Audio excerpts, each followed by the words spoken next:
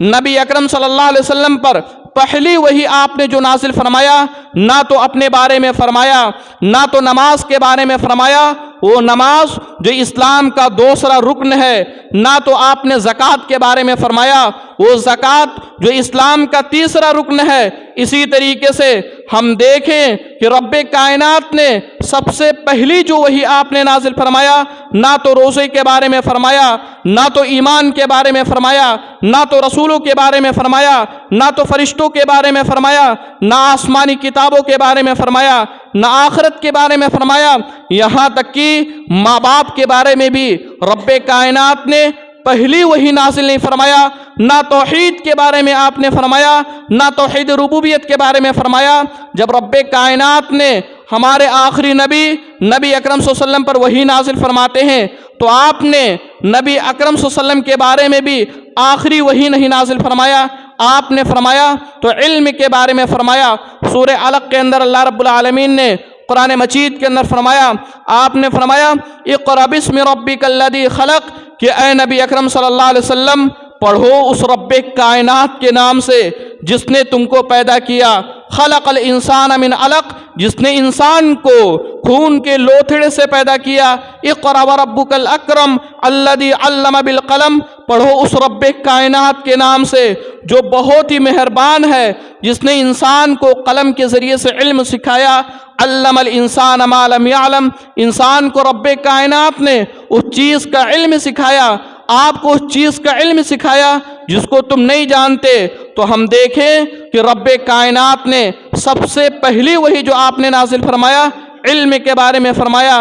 اسی طریقے سے ہم دیکھیں کہ ابراہیم علیہ السلام آدم علیہ السلام کو دیکھ لے کہ رب کائنات نے آدم علیہ السلام کو تمام کے تمام فرشتوں میں سب سے افضل قرار دیا، فرشتوں میں سب سے افضل قرار دیا۔ کیا وجہ تھی؟ صرف اور صرف علم کی بنیاد پر اللہ رب العالمین نے آدم علیہ السلام کو فرشتوں سے افضل قرار دیا۔ خود قرآن کریم میں اللہ رب العالمین نے فرمایا، آپ نے فرمایا وَعَلَّمَ آدَمَ الْأَسْمَاءَ كُلَّهَا ثُمَّ عَرَضَهُمْ عَلَى الْمَلَائِكَةِ فَقَالَ أَنبِئُونِي بِأَسْمَاءِ هَؤُلَاءِ إِن كُنتُمْ صَادِقِينَ، کہ رب کائنات نے آدم علیہ السلام کو چیزوں کے ناموں کو سکھایا۔ اس کے بعد فرشتوں سے فرماتے ہیں کہ تم بھی ان ناموں کو بتاؤ، تو فرشتے کہتے ہیں کہ ہمیں اسی چیز کا علم ہے جس کو آپ نے سکھایا ہے، مجھے اس سے زیادہ علم نہیں ہے۔ تو رب کائنات نے آدم علیہ السلام کو علم کی بنیاد پر فرشتوں سے افضل قرار دیا، اور اسی علم کی بنیاد پر رب کائنات نے فرشتوں کو حکم دیا کہ آدم علیہ السلام کا سجدہ کرے۔ اور سجدے کے بارے میں ہمارا ایمان و اعتقاد ہے کہ رب کائنات کے علاوہ کسی کا سجدہ کرنا یہ جائز اور درست نہیں ہے۔ ہمارا سر جھکے تو صرف رب کائنات کے سامنے جھکے، رب کائنات کے علاوہ قبروں پہ سر جھکانا یا کسی بھی انداز سے رب کائنات کو چھوڑ کر کے غیر اللہ کے سامنے اپنا سر جھکانا، سجدہ کرنا، یہ چیز جائز اور درست نہیں ہے۔ لیکن اس کے باوجود آپ دیکھ لیں کہ اللہ رب العالمین نے رب کائنات نے فرشتوں کو حکم دیا کہ آدم علیہ السلام کا سجدہ کرے۔ اس کے دو وجوہات ہیں۔ پہلی چیز کہ رب کائنات کا حکم تھا، اور دوسری چیز کہ رب کائنات نے فرشتوں کو حکم دیا کہ آدم علیہ السلام کا سجدہ کرے۔ یہ سجدہ تکریماً تھا، تعظیماً تھا، عبادتاً نہیں تھا۔ اسی لیے اللہ رب العالمین نے فرشتوں کو حکم دیا ان کی تعظیم کے لیے کہ آدم علیہ السلام کا سجدہ کرے، لیکن ابلیس نے اس کا انکار کیا اور ابلیس کافروں میں سے ہو گیا۔ اسی طریقے سے ہم دیکھ لیں اس دنیا کے اندر، اس کائنات کے اندر اللہ رب العالمین نے بے شمار رسولوں کو بھیجا۔ ان رسولوں کو بھیجنے کا مقصد کیا تھا؟ تاکہ لوگوں کو علم سکھائے، لوگوں کو اللہ کی طرف بلائے۔ خود قرآن کریم میں اللہ رب العالمین نے فرمایا، آپ نے فرمایا وَلَقَدْ بَعَثْنَا فِي كُلِّ أُمَّةٍ رَسُولًا أَنِ اعْبُدُوا اللَّهَ وَاجْتَنِبُوا الطَّاغُوتَ، کہ ہم نے ہر امت میں ایک نہ ایک رسول بنا کر بھیجا، अन अबुदुल्लाह वज्तनिबुत तागूत, ताकि तुम लोग सिर्फ अल्लाह की इबादत करो। रब्बे कायनात ने रसूलों को भेजा, इसलिए भेजा ताकि लोगों को तौहीद की तरफ बुलाए, लोगों को इल्म सिखाए, लोगों को तालीम दे। और ख़ुद कुरान करीम में एक दूसरी जगह अल्लाह रब्बुल आलमीन ने फरमाया, आपने फरमाया कमा अरसलना फ़ीकुम रसूलन मिनकुम यतलू अलैकुम आयातिना वयुज़क्कीकुम वयुअल्लिमुकुमुल किताब वल हिक्मा। रब्बे कायनात ने फरमाया कि हमने तुम ही में से तुम्हारे माबेन एक न एक रसूल बनाकर भेजा, और वो रसूल तुम्हारे ऊपर तिलावत करता है, कुरान मजीद को पढ़ता है, हिकमत की बातों को बताता है। तो रब्बे कायनात ने रसूलों को भेजा तो इल्म सिखाने के लिए भेजा, इल्म के लिए भेजा। ये भी इल्म की एक अहमियत है, हमारे लिए ज़रूरी है कि हम इल्म को सीखें। इल्म के बिना हम दुनिया के अंदर ज़िंदगी नहीं गुजार सकते। इसी तरीके से हम देखें, खुद हमारे आखिरी नबी नबी अकरम सल्लल्लाहु अलैहि वसल्लम की तारीख़ का मुताला करें, आप देख ले कि हमारे आखिरी नबी नबी अकरम सल्लल्लाहु अलैहि वसल्लम हरसन नबी सल्लल्लाहु अलैहि वसल्लम अलल इल्म लिज़ा काना यक्सुरु मिनद दुआई बिही फ़यक़ूलु रब्बि ज़िदनी इल्मा। कि हमारे आखिरी नबी नबी अकरम सल्लल्लाहु अलैहि वसल्लम इल्म के इतने हरीस थे कि अपनी दुआओं के अंदर ये दुआ करते थे, रब्बि ज़िदनी इल्मा, कि ए रब्बे कायनात हमारे इल्म में इजाफ़ा फरमा। और सिर्फ अपने लिए नहीं बल्कि सहाबे किराम को इस बात पर उभारते थे कि ज़्यादा से ज़्यादा इल्म हासिल करो। यही वजह है कि आप देख लें कि सहाबे किराम की तारीख़ का मुताला करें, वो सहाबे किराम जिन लोगों ने एक हदीस का इल्म हासिल करने के लिए एक जगह से दूसरे जगह का सफ़र किए। आप देखें, कसीर बिन कैस रदियल्लाहु ताला अन्हु फरमाते हैं, कहते हैं कुन्तु जालिसन मआ अबी दरदा रदियल्लाहु ताला अन्हु फी मस्जिद दिमश्क। फरमाते हैं कि मैं दिमश्क की एक मस्जिद के अंदर अबू दरदा के साथ बैठा हुआ था। फ़अताहु रजुलन फ़क़ाल या अबा दरदा, कि अचानक एक आदमी आता है और कहता है, अय अबू दरदा, इन्नी अतैतुका मिन मदीनति रसूलिल्लाहि सल्लल्लाहु अलैहि वसल्लम फ़ी हदीसिन बलगनी अन्नका तुहद्दिसु अन रसूलिल्लाहि सल्लल्लाहु अलैहि वसल्लम।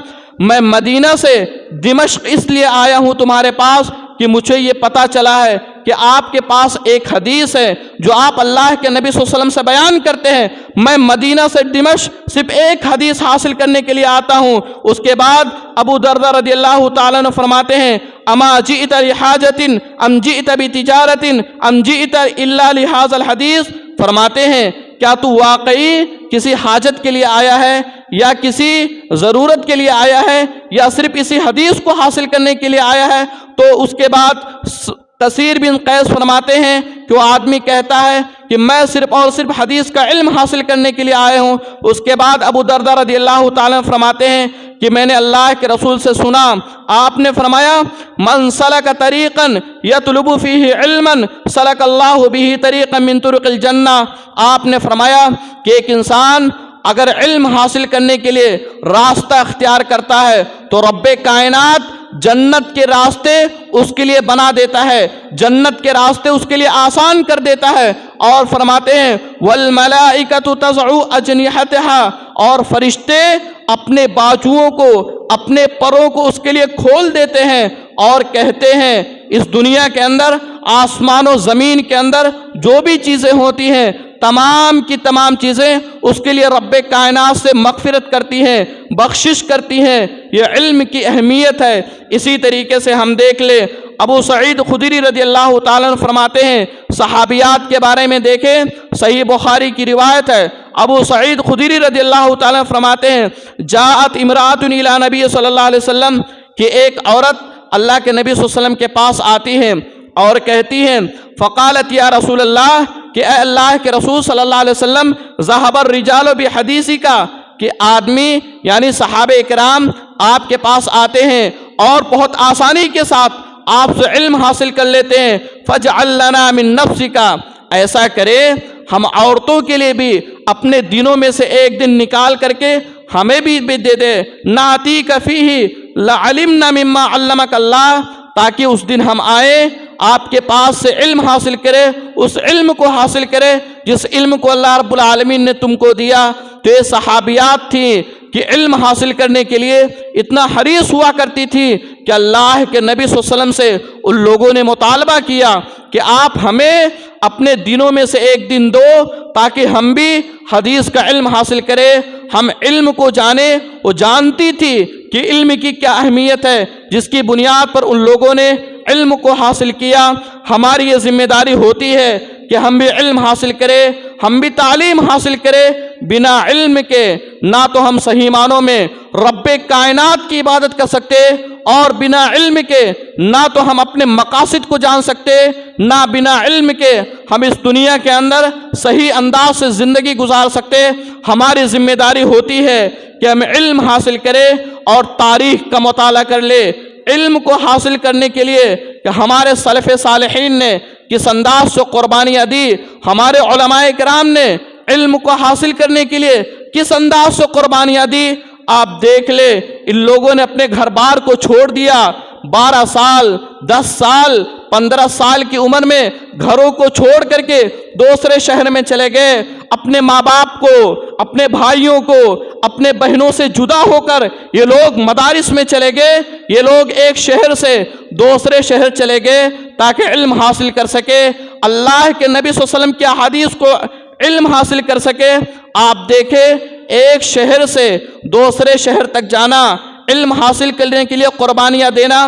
آپ اس سلسلے میں دیکھیں، موسیٰ علیہ السلام کو دیکھ لے کہ موسیٰ علیہ السلام بھی علم حاصل کرنے کے لیے سمندر کے راستے سے دوسرے شہر جاتے ہیں، خضر علیہ السلام سے علم حاصل کرتے ہیں۔ اور امام بخاری رحمۃ اللہ علیہ نے اپنی کتاب صحیح بخاری کے اندر ایک باب باقاعدہ اسی نام سے ذکر کرتے ہیں، وہ باب یہ ہے، باب ما ذکر فی ذہاب موسیٰ فی البحر الی الخضر، کہ موسیٰ علیہ السلام سمندر کے راستے سے خضر علیہ السلام کے پاس جاتے ہیں علم حاصل کرنے کے لیے۔ اور حافظ ابن حجر رحمۃ اللہ علیہ فرماتے ہیں، ھذا الباب معقود للترغیب فی الاحتمال المشق فی طلب العلم، کہ امام حافظ ابن حجر رحمۃ اللہ علیہ فرماتے ہیں کہ امام بخاری رحمۃ اللہ علیہ کا صحیح بخاری کے اندر یہ باب ذکر کرنا اس بات کی جہاں پہ دلیل ہے کہ موسیٰ علیہ السلام نے خضر علیہ السلام سے علم حاصل کیا، سفر کے ذریعے سے علم حاصل کیا، یہیں پہ اس بات بھی دلیل ہے کہ علم حاصل کرنا اس کے اندر مشقت اور تکلیف ہے، بنا مشقت اور تکلیف کے ہم علم کو حاصل نہیں کر سکتے۔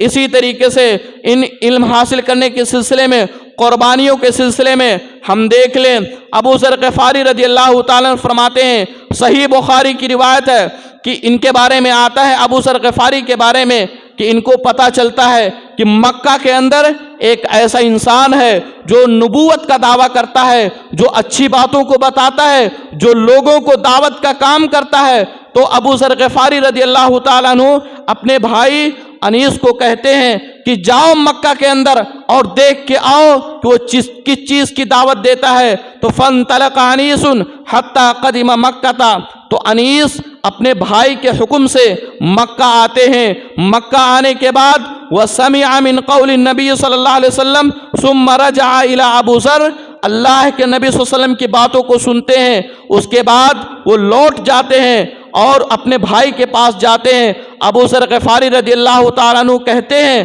کہ تم نے کیا سنا؟ وہ آدمی جو مکہ کے اندر بیٹھ کر کے نبوت کا دعویٰ کر رہا ہے وہ کیا کہتا ہے؟ تو انیس کہتے ہیں کہ میں نے سنا ہے، رأیتہ یأمر بمکارم الاخلاق، میں نے دیکھا ہے، میں نے سنا ہے کہ وہ مکارم اخلاق کی دعوت دیتا ہے۔ اس کے بعد ابو ذر غفاری رضی اللہ تعالیٰ عنہ وہ مکہ کا سفر کرتے ہیں، سفر کرنے کے بعد مکہ آتے ہیں، مسجد حرم کے اندر ہمارے آخری نبی اکرم صلی اللہ علیہ وسلم سے ملاقات کرتے ہیں۔ اس کے بعد ان کی باتوں کو سن کر کے اسلام قبول کرتے ہیں، اور اسی طریقے سے اسلام قبول کرنے کے بعد انہوں نے علم حاصل کیا۔ یہ علم کی اہمیت ہے، ہماری ذمہ داری ہے کہ ہم علم کو حاصل کریں۔ امام بخاری رحمۃ اللہ علیہ کو دیکھ لے کہ امام بخاری رحمۃ اللہ علیہ نے حدیث کا علم حاصل کرنے کے لیے کون کون سی قربانیوں کو انجام دیا، کون سا ایسا شہر ہے جہاں پہ انہوں نے علم حدیث حاصل کرنے کے لیے سفر نہیں کیا، انہوں نے مکہ کا سفر کیا، مدینہ کا سفر کیا، بغداد، دمشق، خراسان، نیساپور، مصر، کوفہ اور بصرہ جیسے نہ جانے کتنے ایسے شہر کا انہوں نے سفر کر کے علم حدیث کو حاصل کیا۔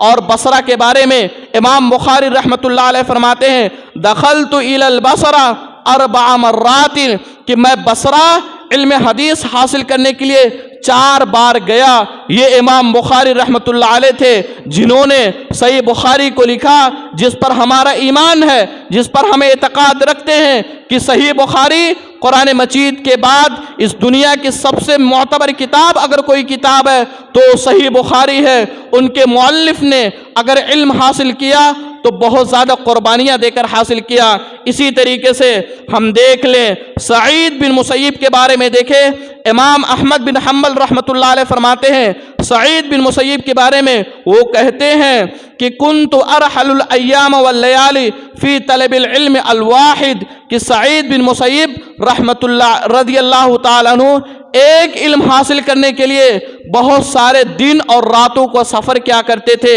اسی طریقے سے ہم شعبی رحمۃ اللہ علیہ کو دیکھ لیں کہ انہ خرج من الکوفہ الی مکہ فی 3 احادیث، کہ امام شعبی رحمۃ اللہ علیہ یہ کوفہ سے مکہ جاتے ہیں، سفر کرتے ہیں علم حدیث حاصل کرنے کے لیے، صرف 3 حدیث کا علم حاصل کرنے کے لیے مکہ سے کوفہ جاتے ہیں۔ تو اس انداز سے ہمارے علماء کرام نے، ہمارے لوگوں نے اس انداز سے علم حدیث کے لیے، علم کو حاصل کرنے کے لیے قربانیاں دی۔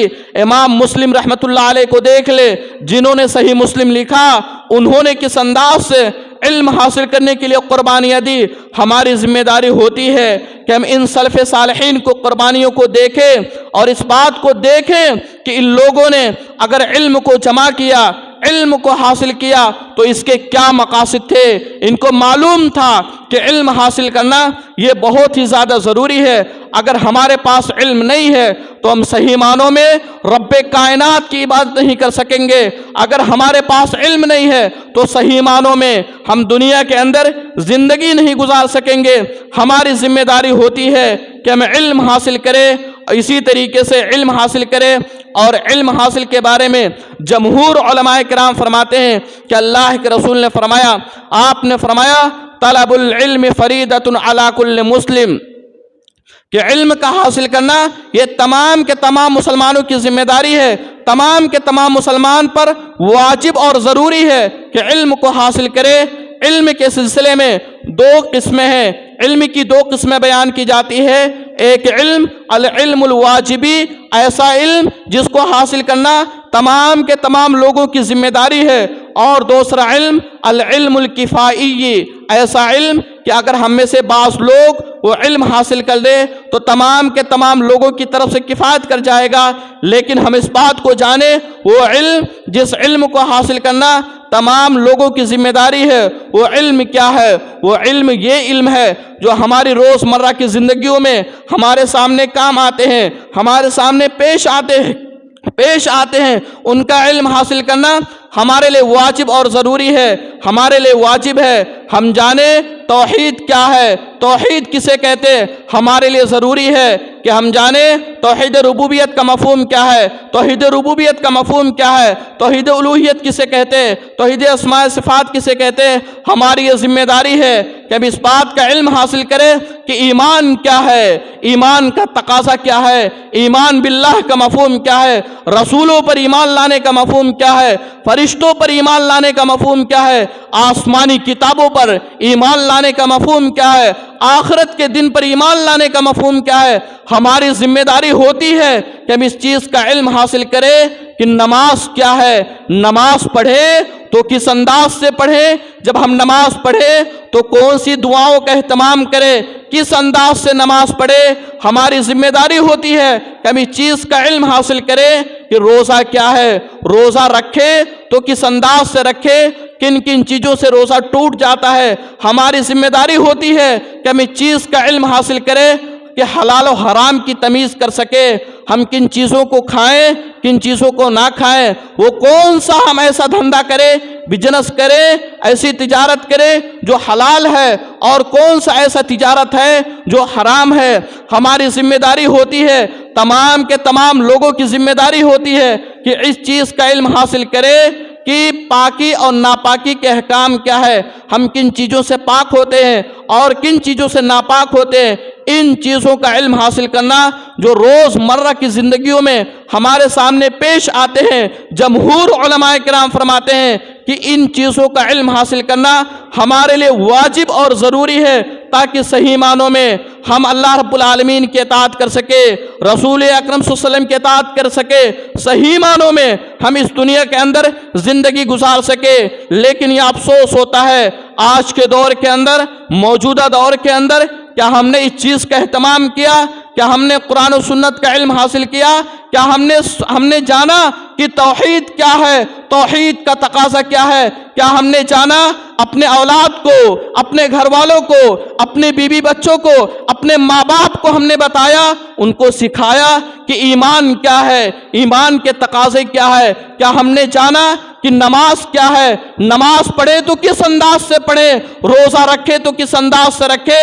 کیا ہم نے جانا کہ کن کن چیزوں سے ہمارا روزہ ٹوٹ جاتا ہے؟ کیا ہم نے جانا کہ حلال چیز کیا ہے، حرام چیز کیا ہے، کن چیزوں سے ہم پاک ہوتے ہیں، کن چیزوں سے ناپاک ہوتے ہیں؟ ہماری ذمہ داری ہے کہ ہم ان چیزوں کا علم حاصل کریں اور بہانے بازی نہ کرے، یہ عذر نہ پیش کرے کہ ہماری عمر زیادہ ہو گئی ہے، اب ہم علم نہیں حاصل کر سکے۔ عمر کچھ بھی ہو، ہم علماء کرام سے جڑے، ان کے دامن کو تھام کر رکھے اور علم حدیث کو حاصل کرے، ہم کتاب و سنت کا علم حاصل کرے، صحابہ کرام رضی اللہ تعالی عنہم مجمعین کی تاریخ کا مطالعہ کرے۔ کیا تمام کے تمام صحابہ کرام بچپن میں تھے؟ کیا تمام کے تمام صحابہ کرام جب ان لوگوں نے علم حاصل کیا، کسی کی عمر 40 سال تھی، کسی کی عمر 50 سال تھی، کسی کی عمر 45 سال تھی، کسی کی عمر 30 سال تھی؟ ہمیں بہانے بازیاں نہ کرے کہ ہمارے پاس ٹائم نہیں ہے، ہماری عمر زیادہ ہو گئی، ہمارے پاس گھروں پر ٹائم ہوتے ہیں، ہمارے پاس موبائل دیکھنے کے ٹائم ہوتے ہیں، ہمارے پاس ٹی وی دیکھنے کے ٹائم ہوتے ہیں، ہمارے پاس ایک جگہ سے دوسرے جگہ سفر کرنا، اپنے دوستوں کے ساتھ جانا، اپنے دوستوں کے ساتھ ٹائم پاس کرنا، ہمارے پاس ٹائم ہوتا ہے۔ لیکن جہاں کتاب و سنت کا مسئلہ آئے، ہم یہ عذر پیش کرے کہ ہمارے پاس ٹائم نہیں ہے، نعوذ باللہ من ذالک۔ ہماری ذمہ داری ہوتی ہے کہ ہم بہانے بازیاں کو چھوڑے۔ ہم دیکھ لیں، ابن مندہ رحمۃ اللہ علیہ کے بارے میں آتا ہے کہ جب انہوں نے علم حاصل کرنا شروع کیا تو ان کی عمر اس وقت 45 سال تھی۔ تو ہماری ذمہ داری ہوتی ہے، ہم کسی بھی عمرے میں ہو، اگر ہمارے پاس علم نہیں ہے تو ہم علماء کرام سے جڑے اور ان سے علم حاصل کرے جو ہمارے لیے روز مرہ کی زندگیوں میں کام آتے ہیں، اس چیز کا علم حاصل کرے۔ اسی طریقے سے ہم دیکھیں کہ علماء کی کیا اہمیت ہے، علماء کرام کی کیا اہمیت ہے۔